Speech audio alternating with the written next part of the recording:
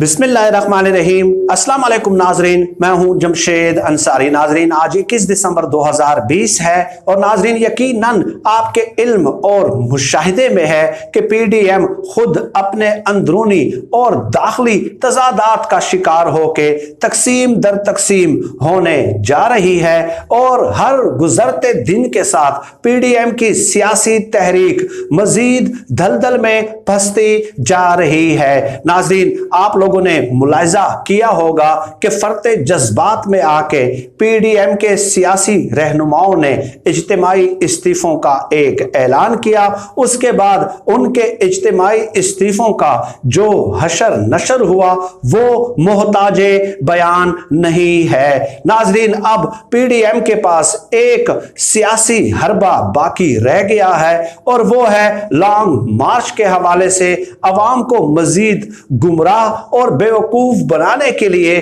ناظرین آپ آنے والے دنوں میں دیکھیں گے کہ مین میڈیا سکرینز پہ لانگ مارچ کے حوالے سے ایک ہائپ کریٹ اور ڈیولپ کرنے کی کوشش کی جائے گی۔ ناظرین پی ڈی ایم کے سیاسی رہنماؤں نے اس عزم کا اظہار کیا ہے اور اندرون خانہ یہ فیصلہ کیا ہے کہ لانگ مارچ کو صرف اور صرف ٹی وی کی سکرینز پہ اہمیت دینے کے لیے اور عوام کی نظروں میں ریلیونٹ بنانے کے لیے اپنے وفادار اور حمایتیوں کا سہارا لیا جائے گا، اور یہ تمام تر حربے اور ہتھ کنڈے محض اس لیے استعمال کیے جا رہے ہیں تاکہ انہیں مزید خفت اور شرمندگی کا سامنا نہ کرنا پڑے۔ گویا عملاً پریکٹیکل فیلڈ میں لانگ مارچ کوئی امپیکٹ فیکٹر کریٹ کرنے میں ناکام رہے گا، لیکن خبروں میں ان اور ریلیونٹ بنانے کے لیے آپ کو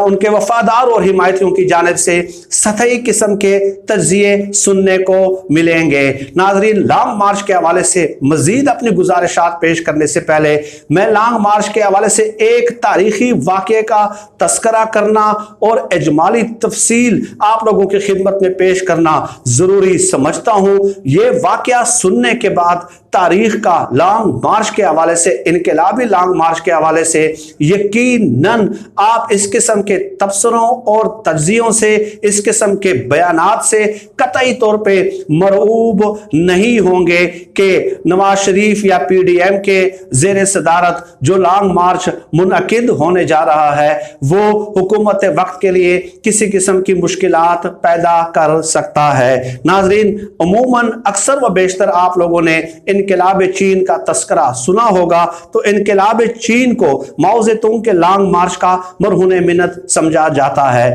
ناظرین ماؤ زیتونگ کے لانگ مارچ کے حوالے سے مختصر تفصیل پہلے آپ سن لیجئے گا کہ ماؤ زیتونگ کے لانگ مارچ نے 6000 کلومیٹر سے زائد کا فاصلہ طے کیا تھا، جو کہ لاہور اور کراچی کے درمیانی فاصلے سے 6 گنا زیادہ بنتا ہے۔ یہ اتنا ہی فاصلہ ہے جیسے آپ 3 دفعہ پیدل لاہور سے دبئی چلے جائیں۔ یہ تمام فاصلہ پیدل طے کیا گیا تھا اور کوئی گاڑی یا کوئی اور ٹرانسپورٹ کا ذریعہ استعمال نہیں ہوا تھا۔ لانگ مارچ کے شروکا نے 11 صوبوں کو کراس کیا تھا، 18 خطرناک ترین پہاڑی سلسلے اور 24 بپھرتے ہوئے دریا عبور کیے تھے۔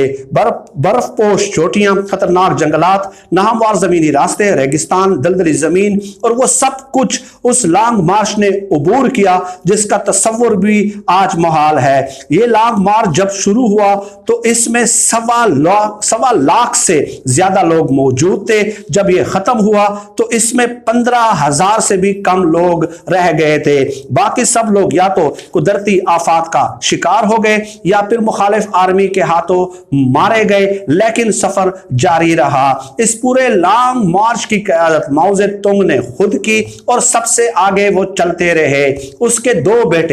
بیٹے لانگ مارچ میں جہاں بحق ہوئے تب جا کے کہیں انقلاب آیا۔ ماؤ زیتونگ کی عوامی سرخ فوج یعنی پیپلز لبریشن آرمی، جسے غریبوں کی فوج کہا جاتا تھا، لاکھوں مزدوروں، کسانوں اور غریبوں پہ مشتمل تھی۔ یہ لانگ مارچ 361 8 دنوں پہ مشتمل تھا، 368 ڈیز پہ، اور اکتوبر 1934 میں اس کا آغاز ہوا۔ ناظرین، اس قدر تمہید پیش کرنے کا مقصد کیا تھا؟ اس قدر collective relevant back ground information share کرنے کا ناظرین مقصد اور مطمع نظر صرف اور صرف اتنا تھا کہ ایک طرف ماؤ زیتونگ تھے جو جس میں خود اس انقلابی لانگ مارچ کی 368 دنوں تک قیادت کرتے رہے، اور صرف یہی نہیں بلکہ اپنے 2 بیٹے بھی اس انقلابی لانگ مارچ میں کھو دیے۔ اور ناظرین، اس کتاب میں یہ بھی لکھا ہوا ہے کہ ماؤ زیتونگ جو ہے وہ مخالف آرمی کے ہاتھوں گرفتار ہوئے، لیکن چلتے ہوئے فوجی ٹرک سے انہوں نے چلانگ لگا دیتی۔ مخالف فوج اسے پوری رات اس کا تعاقب کرتی رہی، لیکن اس کے بعد ماؤ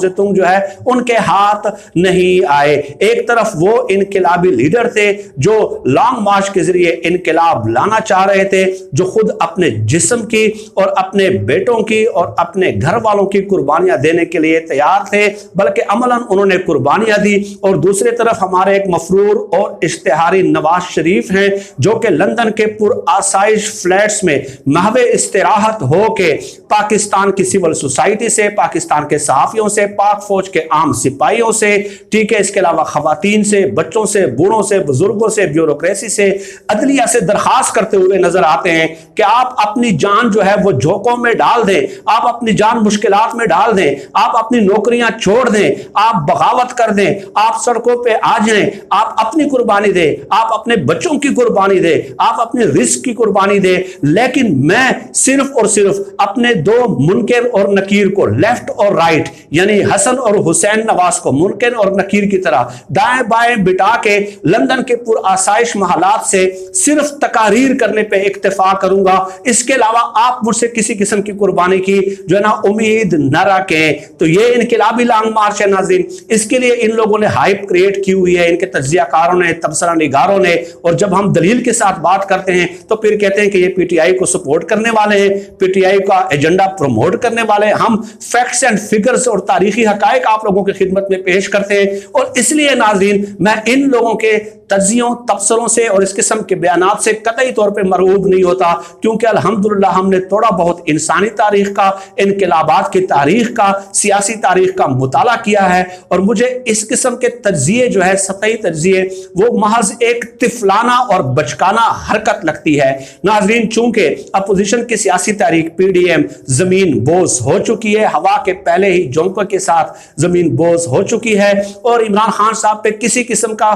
پریشر ڈالنے میں وہ ناکام رہی ہے۔ تو اب آپ دیکھ لیجئے گا کہ آنے والے دنوں میں ایکسپیکٹڈ متوقع تجزیے حامد میر، سلیم صافی، غریدہ فاروقی، نسیم زارا، محمد سرفراز، انور رحیم شمسی، اس کے علاوہ ایک طویل فوج ظفر موج ہے، ان کی طرف سے اس قسم کے تجزیے دیے جا سکتے ہیں، صرف اور صرف لانگ مارچ میں اپنی خفت اور شرمندگی چھپانے کے لیے، اور لانگ مارچ کی اہمیت کو برقرار رکھنے کے لیے میڈیا کی سکرینز پہ یہ تجزیے بھی دیے جا سکتے ہیں کہ نواز شریف فرط جذبات میں آ گئے ہیں ناظرین، اور وہ اپنے دونوں بیٹوں سمیت جو ہے نا لندن سے پیدل روانہ ہو کے لانگ مارچ میں بجس میں خود شریک ہونے جا رہے ہیں۔ یہ بعید از قیاس نہیں ہے، اس قسم کے تجزیے دیے جا سکتے ہیں۔ میں